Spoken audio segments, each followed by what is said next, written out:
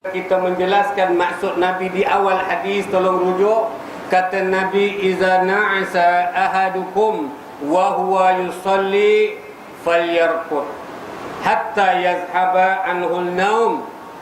Isteri Nabi yang bernama Aisyah binti Abi Bakar, beliau mengatakan bahawasanya Rasulullah sallallahu alaihi wasallam telah bersabda, jika seseorang daripada kamu mengantuk ketika ia hendak melakukan solat, hendaklah ia tidur dahulu sehingga hilanglah ngantuknya setelah tidur itu. Saya ada ingatkan jemaah yang hadir pada minggu lalu, kalau baca hadis ini jangan salah belajar. Dia main pakai baca, tahu-tahu dia baca hadis ini kesuka hati hari-hari solat subuh pukul 8. Pasal apa hadis ni mengatakan bahawa siapa-siapa yang ngantuk tidur dulu. Subuh pukul 6 ni confirm bukan ngantuk. Ngantuk sangat-sangat. Semua kena belajar betul-betul. Saya dah nasihatkan kepada jemaah yang hadir, kalau bolehlah jangan sampai kita tidak mempelajari pelajaran fikih. Pentingnya pelajaran fikih, saya cuma ingatkan aja. Ada orang dianggap tak apa penting fikih ni. Apalah fikih, ketika kecil dah belajar. Ketahuilah Nabi ketika melihat seorang sahabat yang mengambil wuduk, dalam hadis tu menyebut bahawa kaki sahabat itu tak kena air, mislu zuf, sebesar kuku saja. Kata Nabi, irji', kata Nabi, ulang, kata, perbaikkan wuduk kamu. Bayangkan, kata, wuduk ni orang tak anggap penting, tapi Nabi mengeras satu perkara yang sangat mustahab, muhimmah dalam bahasa Arab. Itu benda yang sangat penting, kata. Yang kalau kita lihat, apalah kaki ni tak kena air sebesar kuku. Tapi Nabi cakap ulang, artinya tidak sah. Kerana kalau tak sah wuduk, artinya solat juga tidak sah. Kan penting fikih ni. Saya banyak kali cerita bila Nabi duduk di masjid, tiba-tiba seorang sahabat solat. Apabila beri salam, kata Nabi, kum, bangun, solat lagi. Habis salam, kata Nabi, bangun, solat lagi, tak? Sampai 3 kali baru dia dah letih, dah lengur kaki. Kata Nabi, lam tusalli, engkau belum solat, dia tak? Kata Nabi, sallu kama ra'aitumuni usalli, solatlah seperti mana kamu lihat aku solat. Artinya apa? Fikir ni penting. Kita hari ni tak boleh nekat aja, solat aja garanti terima, tak. Kalau kita hidup 50 tahun dahulu seperti mana zaman nenek kita, datuk kita, noyang kita, okey. Zaman itu memang ilmu macam gitulah. Kita yakin insya-Allah datuk kita, nenek kita, noyang kita, mereka ibadah dengan sesuai zaman mereka dan ilmu yang ada, Allah akan terima insya-Allah. Dan kita ramai-ramai berdoa, mudah-mudahan Allah terima amalan-amalan datuk nenek kita, kerana itu zamannya, betul? Itu zamannya. Tapi ketahuilah kita hidup pada zaman yang orang bercerita masalah ilmu. Maka kita kena pastikan yang ibadah-ibadah kita menepati apa yang ditentukan oleh syariat. Ini kita sebutkan, dia tak? Maka saya tetap mengatakan, walaupun di sini kita hanya berbincang masalah-masalah adab, masalah akhlak, tapi saya tetap menekankan, pastikan yang anda ada mempelajari agama yang bercerita masalah ibadat supaya kita beribadat dengan betul. Minggu lalu saya jelaskan masalah yang bersangkut dengan solat fardu yang 5 satu hari, yang hari-hari kita buat itu. Ulama sudah menetapkan bahawa hadis Bukhari mengatakan afdalul a'mal as-salat fi awalil waqtiha, seutama-utama amal adalah solat di awal waktunya. Dalam matan Bukhari dan Muslim disebut ala miqati, disebut je ini solat pada waktu yang ditentukan. Jadi kita jawab di sini sudah tentulah yang paling utama solat di awal waktu. Kecuali ada kes-kes tertentu, ada hal-hal tertentu, tu lain cerita. Seperti mana minggu lalu saya bawakan hadis yang sah bila Jabir menceritakan tentang solat Isya Nabi. Wal Isya, adapun solat Isya ahyanan yuqaddimuha, Nabi SAW kadang-kadang mentakdimkan, mempercepatkan. Wa ahyanan, dan kadang-kadang yuakhiruha, Nabi melambatkan. Kenapa? Ada sebab. Bila Nabi tengok di masjid orang sudah ramai, maka Nabi akan percepatkan. Tapi kalau di masjid Nabi tengok orang belum ramai, maka Nabi lambatkan. Dia bersebab kerana Nabi ni imam di masjid. Adapun kita kalau solat munfarid, solat sendiri, kena tengok keadaan. Pada umumnya kita sebutkan hadis yang ke-6 ataupun 147. Sekiranya kita nak melakukan solat dan kita terasa mengantuk, Maka kita pakai hadis ini, itu pun kena tengok solat-solat yang boleh ditakhirkan. Tak semua solat. Dan pada waktu-waktu yang diizinkan saja. Umpamanya solat zuhur pukul 1:30. Ini 1:30 ni lepas makan tengah hari, betul-betul mata kelak, tak boleh angkat. Dia pula tak pergi masjid, lain cerita lah. Itu Nabi sebut izastaddal har, kata Nabi. Apabila panas sangat matahari, fa'abridu bis solat. Tunggulah sampai sejuk sedikit untuk solat. Kerana kata Nabi, fa inna siddatal har, kerana ini panasnya matahari itu min faihi jahannam, adalah hembusan syaitan untuk masukkan kita ke dalam neraka jahannam. Nabi bukan suruh kita melambat-lambatkan solat. Itu bahasa yang saya pakai. Tapi Nabi suruh kita cari waktu supaya kita dapat solat dalam keadaan khusyuk. Ini minggu lalu kita bincang panjang lebar, sehingga sengaja saya bawakan sebuah hadis yang menceritakan masalah. Kata Nabi, iza qaddimal isya, kata Nabi, apabila telah disiapkan makan malam, fabda'u bih, kata Nabi, kau makan dahulu qabla an tusall maghrib, sebelum kamu melakukan solat maghrib. Ini hadis-hadis yang sah, Bukhari Muslim. Nak beritahu Nabi sentiasa memberikan kemudahan dan kelonggaran kepada umat. Dia dah lapar, isteri pula dah siapkan makan. Dia tengok Allahu Akbar, solat maghrib dia tak. Kata Nabi, kau makan dululah. Saya sebutkan minggu lalu, bukan suruh kita utamakan makan, tidak. Tapi bahasa yang saya pakai, mana bagus dia tak? Waktu makan ingat solat ataupun waktu solat ingat makan? Tolong jawab.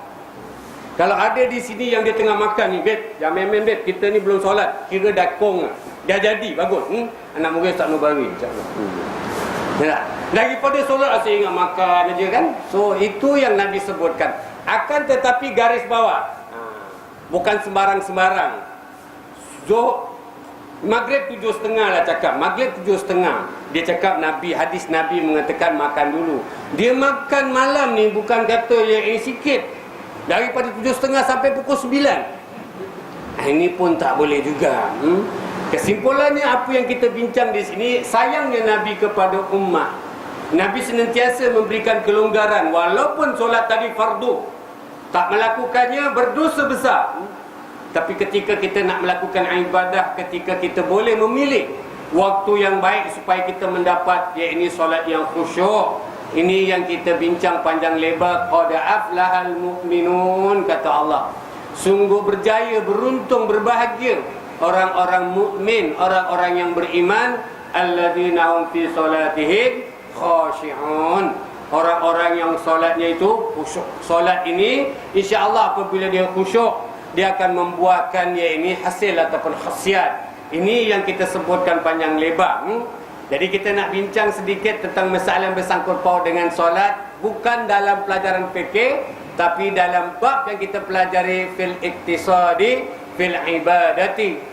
Bab yang mengisahkan tentang agama mengajak kita supaya senantiasa berlaku iktisad, bersederhana di pertengahan di dalam beribadah. So jangan pakai dalil. Ada hadis asyik takhir solat aja. Tak.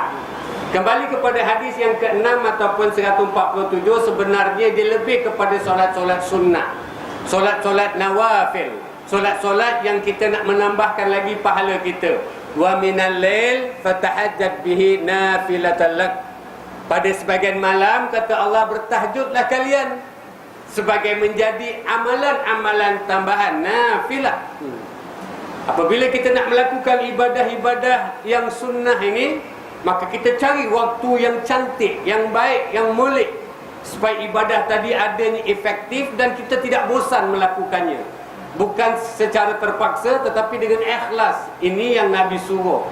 Solat-solat yang insya-Allah ketika kita melakukan di waktu yang kita terasa segar, kita terasa tenteram, insya-Allah dia nanti bukan saja membuahkan hasil, menjadikan kita orang senang melaksanakan ibadah tersebut. Jangan sampai macam mana Nabi marah apabila Nabi masuk ke masjid, di belakang masjid ada dua tiang yang menampung, iaitu atap masjid, ada tali. Nabi pandang aneh dia tak? Nabi terasa apa ni dia tak? Nabi tanya sahabat-sahabat yang ada, kata sahabat-sahabat, ni tali bukan orang lain punya. Isteri awak punya lah, orang lain dia tak. Zainab binti Jahsi, kita cerita panjang. Oh, Nabi SAW memberitahu kepada para sahabat dekat, kata Nabi, barang siapa yang letih, penat, lelah, tak seronok ketika nak melakukan solat, tidur dulu. Itu yang kita bincang panjang lebar pada hadis 146. Jangan memaksa-maksa diri. Kita yang ini berusaha, ikhtiar untuk melakukan seberapa banyak ibadah. Garis bawah, mudah-mudahan ibadah yang kita lakukan tu dalam keadaan yang seronok. Jadi kalaulah seseorang yang ngantuk, pergi kepada hadis ini 147, tolong rujuk. Kata Nabi, iza na'asa ahadukum, apabila ngantuknya seorang di kalangan kamu, wa huwa yusalli, sedangkan dia nak solat ataupun sedang solat, falyarqud. Bahasa yang kita boleh gunakan di sini, hendaklah dia tidur dulu, istirahat dulu, hatta yazhaba anhul naum, sehingga hilang ngantuk tadi selepas kita tidur. Khawatir apabila dalam keadaan ngantuk kita nak paksa diri kita juga solat, nanti bukan saja tak khusyuk. Kata Nabi, sambungan hadis tolong baca. Kata Nabi, fa inna ahadukum iza shalla, kerana sesungguhnya jika seseorang daripada kamu melakukan solat, wa huwa na'isun, sedangkan dia ngantuk sangat, la yadri, khawatir nanti dia tidak mengetahui, la'allahu yazhabu yastaghfiru, apakah dia ketika itu nak meminta ampun kepada Allah, fayasubba nafsahu, ataupun dia itu mencela atau mencaci maki dirinya sendiri. Bolehlah kita bahasakan gini waktu ngantuk solat ni kan, dia nak sebut astaghfirullahalazim, ataupun nak minta, ya Allah ampunkanlah aku. Kalau bahasa kita lah, ya Allah ampunkan aku, tersilap cakaplah, ya Allah hapuskan aku. Takut macam gitu pula. Nanti malaikat amin pula, Allahu Akbar. Lebih kurang itu maksud Nabi sallallahu alaihi wasallam. Mungkin hadis-hadis yang kita bakal lalu ini semua hadis-hadis fikih, jadi saya tidak akan elaborate panjang sangat. Kesimpulannya, memang realiti ngantuk tidak akan dapat mengusyukkan solat.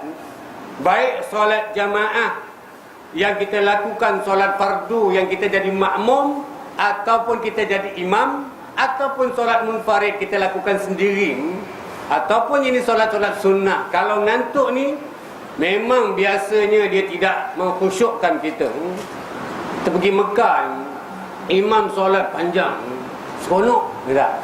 Waktu tak ngantuk. Walaupun waktu subuh kan kita gerak cepat-cepat. Kalau kat Singapura memang confirm subuh ni lagi ujung-ujung Tanjung. Syuruk 7 suku, dia 7.14 solat subuh. Tapi kat Mekah bagus. Pagi-pagi dah bangun nak pergi masjid. Walaupun nak kena mandi, nak kena ambil wudu, nak kena pergi masjid, dia pergi awal. Dan imam baca panjang-panjang. Kita ketahui di antara 5 solat fardu yang paling sunnah untuk dipanjangkan solat subuh, tak? Itu kata Aisyah, Nabi membaca pada waktu subuh itu satu rakaat antara 50 hingga 60 ayat, ataupun ada hadis 60 hingga 100 ayat. Panjang, sunnah solat-solat subuh. Kita pergi Mekah tu seronok.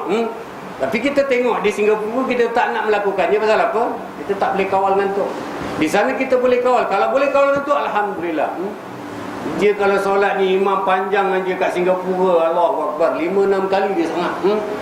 Orang sebelah bau dia pergi kretek tu tak boleh angkat. Sangat terus.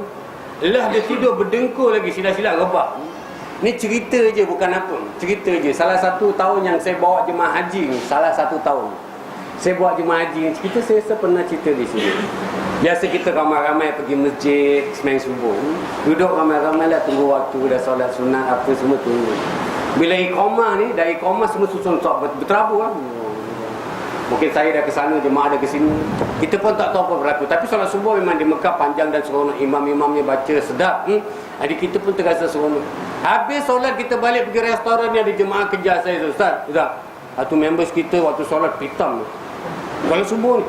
Kita pun terkejut. Kita tanya siapa-siapa je. Ni sepulan-sepulan. Kita pun pergi. Ni apa cerita babe? Entah sakit pergi doktor, jangan main.